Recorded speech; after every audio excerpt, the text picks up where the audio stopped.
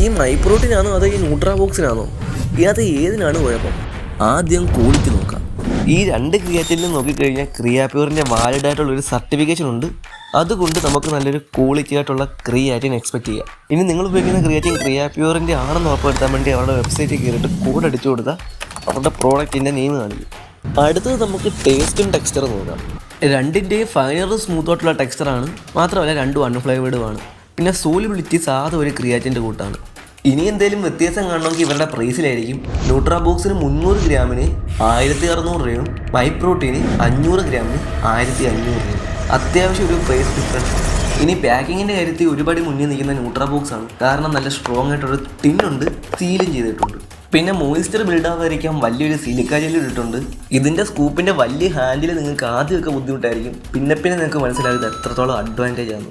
പക്ഷേ മൈപ്രോട്ടീൻ്റെ കാര്യത്തിൽ ഇതെല്ലാം നേരെ തിരിച്ചാൽ ഇതിൻ്റെ റീസീലബിൾ പൗച്ച് തന്നെ ആദ്യം പൊട്ടാൻ ചാൻസ് കൂടുതലാണ്. സിലിക്ക ജെൽ ഇല്ലാത്തതുകൊണ്ട് ക്രിയാറ്റിൻ കട്ട പിടിക്കാൻ ചാൻസ് ഉണ്ട്, എങ്കിലും അത് കുഴപ്പമില്ല. ഇതിൻ്റെ ചെറിയ സ്കൂപ്പ് ക്രിയാറ്റിൻ എടുക്കാൻ അത്യാവശ്യം ബുദ്ധിമുട്ടാണ്. ചുരുക്കി പറഞ്ഞാൽ രണ്ടും നല്ല ക്രിയാറ്റിനാണ്. പ്രൈസിൻ്റെ കാര്യത്തിലും പാക്കിൻ്റെ കാര്യത്തിലും അങ്ങോട്ടും ഇങ്ങോട്ടും വ്യത്യാസം വരുന്നുള്ളൂ. നിങ്ങൾ ഏത് ബ്രാൻഡിൻ്റെ എടുക്കുന്നതെന്ന് താഴെ ഒന്ന് കമൻറ്റ് ചെയ്യും.